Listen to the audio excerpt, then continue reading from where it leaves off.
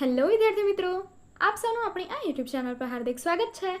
આજે હું લઈને આવી છું ધોરણ 9 વિષય અંગ્રેજી યુનિટ 4 કોલ ઓફ ધ હિલ્સમાં પાર્ટ 3 લેંગ્વેજ પ્રેક્ટિસનું સંપૂર્ણ સોલ્યુશન. તો ચાલો આપણે આગળ વધીએ. પરંતુ તે પહેલાં જો તમે આપણી આ યુટ્યુબ ચેનલને લાઈક, શેર અને સબસ્ક્રાઈબ ન કરી હોય તો જરૂરથી કરજો. લેંગ્વેજ પ્રેક્ટિસમાં first look at the emotions wheel. Write appropriate emotion word under the smiles.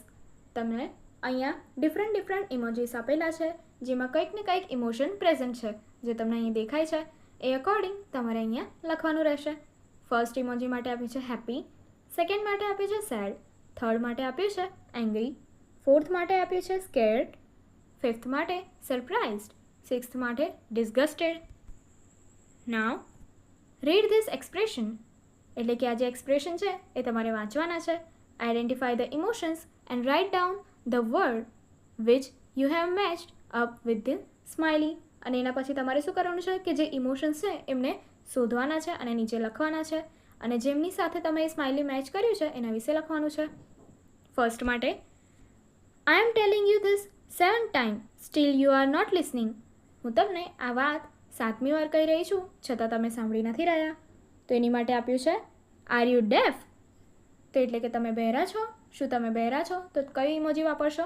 તો અહીં કીધું છે એંગ્રીવાળું. સો એંગ્રી આન્સર આપ્યો છે.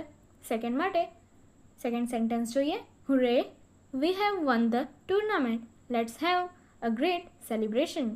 હુરે આપણે ટુર્નામેન્ટ જીતી લીધી છે, તો ચાલો સારું સેલિબ્રેશન કરીએ. સો એની માટે શું આપ્યો છે answer? Happy. Third, O God it's so dark over there. I hear hissing. There might be a snake. એટલે કે હે ભગવાન, ત્યાં ખૂબ જ અંધારું છે અને સ્નેક જે હિઝિંગ કરે છે એ મેં ત્યાં એનો અવાજ સ્નેકનો સાંભળી રહ્યો છું. એટલે કે સાંભળ્યો છે. તો એની માટે શું આપ્યું છે આન્સર? સ્કેર્ડ, ગભરાયેલું. Fourth, yuck how dirty this place is, let's clean it together right now. તો કહે છે છી, આ જગ્યા જે છે પ્લેસ એટલે કે જગ્યા એ કેટલી છે? ખરાબ છે. તો ચાલો સાથે મળીને એને ચોખ્ખી કરીએ. ડિસગસ્ટેડ એટલે આપણને જ્યારે કોઈ વસ્તુ ખરાબ લાગે ત્યાર માટેનું છે.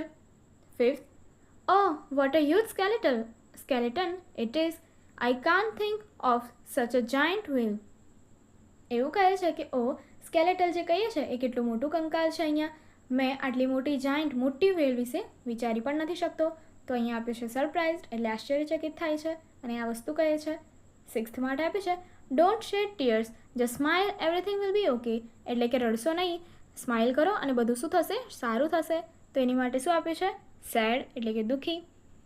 નાવ read aloud the underlined expression in conversation 1, 2 and 3 and note down some more expressions like this. એટલે કે તમને જે અહીંયા આપ્યા છે એમાંથી તમારે ફર્સ્ટ, સેકન્ડ અને થર્ડ વાંચવાના છે અને એના જેવા બીજા લખવાના છે. તો જોઈએ.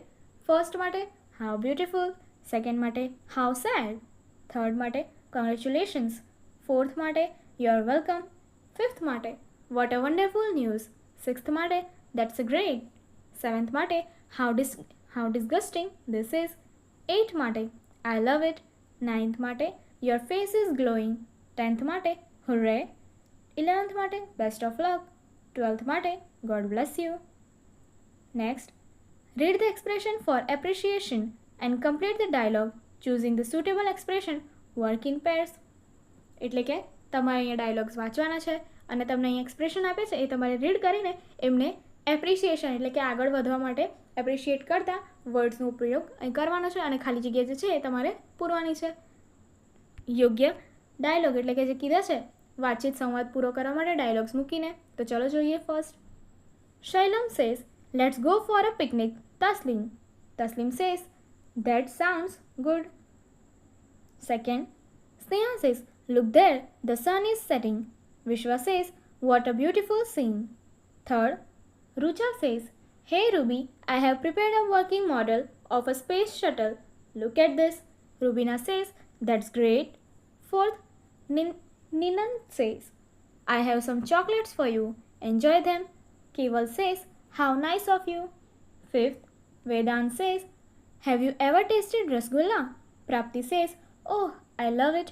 Sixth, Surja says, that shop has new fancy t-shirt on sale. Let's buy some. Krupal says, it's indeed a great idea.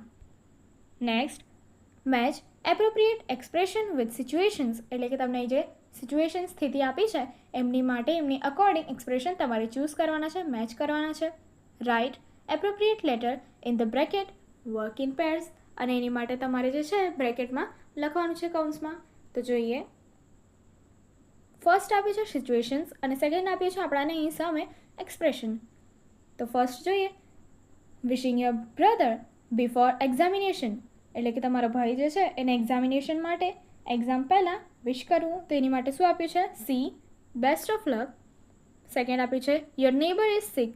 તમારા જે પાડોશી છે તેઓ બીમાર છે. તો એની માટે આપ્યું છે D get well soon. Third, your uncle is going abroad. એટલે કે તમારા અંકલ એ બહાર એબ્રોડ જઈ રહ્યા છે. તો એની માટે આપ્યું છે G happy journey. Fourth, the gift was presented by your friend. એટલે કે તમારા મિત્ર દ્વારા એ તમને ગિફ્ટ આપવામાં આવ્યું છે. તો શું કહેશો? આન્સર આપ્યો છે H thank you very much. Next, fifth, to the players who have just lost the final match. એટલે કે જે પ્લેયર્સ છે, ખેલાડીઓ છે જેમને ફાઇનલ મેચ છોડી એટલે કે હારી દીધી છે, એમનાથી છૂટી એટલે કે હારી ગયા છે, તેઓ માટે કયા તમે સેન્ટેન્સ યુઝ કરશો? તો અહીંયા આન્સર આપ્યું છે F bad luck. Six, your cousin has pass the board exam with 90%. એટલે કે તમારો જે કઝિન છે એને બોર્ડ્સની એક્ઝામિનેશન 90% રેન્ક સાથે પાસ કરી છે. તો તમે શું કહેશો? આન્સર છે I congratulations. Seventh, you are meeting a new friend. તમે નવા મિત્રને મળી રહ્યા છો. તો A nice to meet you. 10th, 8, you step on someone's foot unknowingly. એટલે કે તમે કોઈના પગ પર જાણ્યા વિના પગ મૂકી દો છો. તો તમે શું કહેશો? આન્સર છે B I am very sorry. Then 9, a person helps you in lifting a heavy bag. એટલે કે એક પર્સન એટલે કે વ્યક્તિ તમને હેવી બેગ ઉચકવામાં, ભારે બેગ ઉચકવામાં મદદ કરશે. તો તમે શું કહેશો? આન્સર છે જે સો nice of you. And 10th, you have been declared as the winner in the. એટલે કે તમે કોઈ જે કઈ સ્પર્ધા હશે એમાં તમે વિનર તરીકે ડિક્લેર થઈ ચૂક્યા છો. તો તમે શું કહેશો? E oh I can't believe it. Next, complete these sentences with the suitable words indicating emotions from the bracket. Speak out with your classmates. એટલે કે અહીં જે સેન્ટેન્સ છે એને તમારે સુટેબલ ઇમોશન સાથે એના વર્ડ સાથે કમ્પ્લીટ કરવાના છે અને તમારા ક્લાસમાં ક્લાસમેટની સાથે બોલવાનું છે. તો જોઈએ, કૌંસમાં આપ્યા છે એ જોઈએ. ડિસ્ગસ્ટેડ જ્યારે આપણને કંઈક ખરાબ લાગે ત્યારે. જોયસ એટલે કે જ્યારે આપણને કંઈક નવું એટલે કે આપણને ગમે ત્યારે. એક્સાઇટેડ એટલે કે ઉત્તેજિત થઈ જઈએ ત્યારે ઉત્સાહપૂર્વક. સેડ એટલે કે દુઃખી. હેપી એટલે કે ખુશ. તો ફર્સ્ટ માટે આપ્યું છે I blank feel when there is rain. તો આન્સર આપ્યું છે I feel happy when there is rain. Second માટે આપ્યું છે I feel blank when someone is crying. તો એની માટે આપ્યું છે I feel sad when someone is crying. જ્યારે કોઈ રડે છે ત્યારે હું દુઃખી અનુભવું છું. Third, I feel excited at the fun fair. એટલે કે હું એ શું કરે છે, જે વ્યક્તિ છે એ ફન ફેર મેળામાં એક્સાઇટેડ ફીલ કરે છે, ઉત્સાહિત ફીલ કરે છે. Fourth, I feel joyous to greet new people. એટલે કે હું નવા પીપલ જે છે, નવા લોકોને મળવા માટે ખૂબ જ શું છું, ઉત્સુક છું. Fifth, I feel disgusted when someone lies. જ્યારે કોઈ ખોટું બોલે છે ત્યારે મને જરા પણ નથી ગમતું. Next, observe the suggestions and fill in the blanks. એટલે તમને જે સજેશન્સ આપ્યા છે એને તમારે ઓબ્ઝર્વ કરવાના છે અને એમાંથી કૌંસમાંથી યોગ્ય વર્ડ મૂકીને ખાલી જગ્યા તમારે પૂરી કરવાની છે.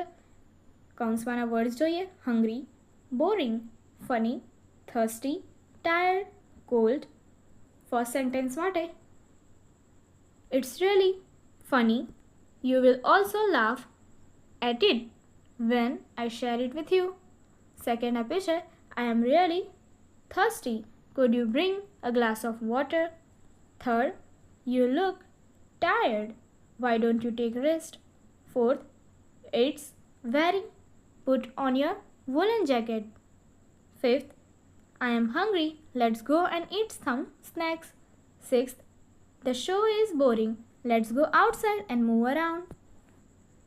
Next, read the passage aloud to your classmates. એટલે કે જે પેસેજ આપ્યા છે પેરેગ્રાફ એ તમારે મોટેથી તમારા ક્લાસમેટ સાથે વાંચવાનો છે. Ask him or her to underline the expression showing emotions. Work in pairs.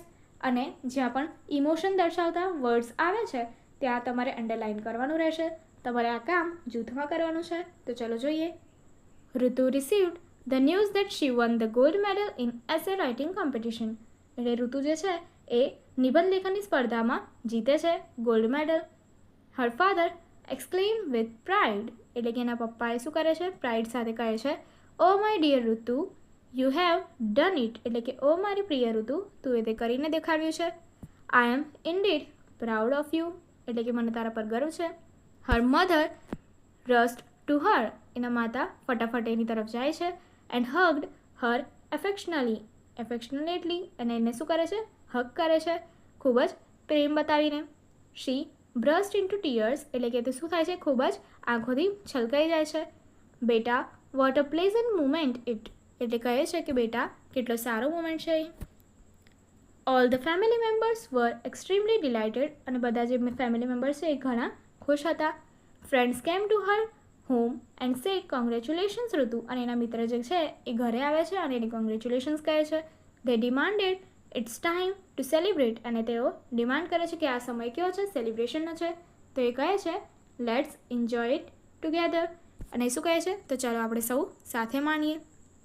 And then the home was overflowing with cheers and happiness. અને શું થાય છે કે જે ઘર છે એ શું છે? ઓવરફ્લો થાય છે. ચીયર્સ એની માટે જે થાય છે ઋતુ માટે એ, અને હેપીનેસ ખુશીઓથી ચીયરફુલ થઈ જાય છે, ભરાઈ જાય છે. નેક્સ્ટ એક્ટિવિટી જોઈએ. Be answer the questions. તમને જે પ્રશ્ન આપ્યા છે એના જવાબ આપવાના છે. First, what news did Ritu receive? Answer, Ritu received the news that she had won the gold medal in an essay writing competition. Second, what did her father say? Answer, her father said that he was proud of her. Third, what did her mother do? Answer, her mother rushed to her and hugged her affectionately. Fourth, how did her friends greet Ritu? Answer, Ritu's friends greeted her with congratulations. Fifth, what kind of mood do you find in the passage? એટલે કે તમને આ passage જે તમે વાંચો એમાં કેવું mood જોવા મળે છે, કયો ઇમોશન દેખાય છે? સો આન્સર છે હેપીનેસનો. Next, here are some products. Give a name and a slogan for its advertisement. Work in pair, work in groups. એટલે કે તમને અહીં કેટલાક પ્રોડક્ટ આપ્યા છે અને એના એડવર્ટાઇઝમેન્ટ માટે, જાહેરાત માટે તમારે કેટલાક સ્લોગન્સ આપવાના છે. તો જોઈએ. પહેલાં આપ્યું છે મિલ્ક. પ્રોડક્ટ આપ્યું છે અમૃતમ. સ્લોગન આપ્યું છે મન સે પીઓ તન સે જીઓ. ધેન આપ્યું છે આઈસ્ક્રીમ અને પ્રોડક્ટ છે આસ્વાદ. તો એની માટે શું આપ્યું છે? કૂલ કૂલ હો જાઓ. ધેન મોટો બાઇક્સ. એની માટે આપ્યું છે સ્પીડસ્ટર. આન્સર આપ્યો છે એની માટે જે સ્લોગન છે રાઇડ વિથ પ્રાઇડ. ધેન આપ્યું છે બિસ્કિટ. પ્રોડક્ટ આપ્યું છે ફન ટાઈમ. એની માટે સ્લોગન છે એની ટાઈમ ફન ટાઈમ. એની માટે નેક્સ્ટ જોઈએ. કોલ્ડ ડ્રિંક્સ આપ્યું છે એની માટે પ્રોડક્ટ છે થર્સ્ટી અને સ્લોગન છે પીઓ ઓર પિલાઓ. ધેન આપ્યું છે કાર. પ્રોડક્ટ છે રોવર. સ્લોગન છે ફ્યુચર પરફેક્ટ. ધેન આપ્યું છે ટેલિવિઝન. પ્રોડક્ટ છે જેનેક્સ. એના પછી સ્લોગન આપ્યું છે the world at your home. Next આપ્યું છે સેલફોન. પ્રોડક્ટ છે સ્માર્ટ સેલ અને સ્લોગન છે સ્માર્ટ લોગો કી smart choice. Next, here is a list of the days celebrated world wide. એટલે કે જે વૈશ્વિક રીતે દિવસો મનાવવામાં આવે છે, એમનું સેલિબ્રેશન કરવામાં આવે છે, અહીંયા એનું લિસ્ટ આપેલું છે. Make slogans in English having an emotional appeal to spread the message of the day.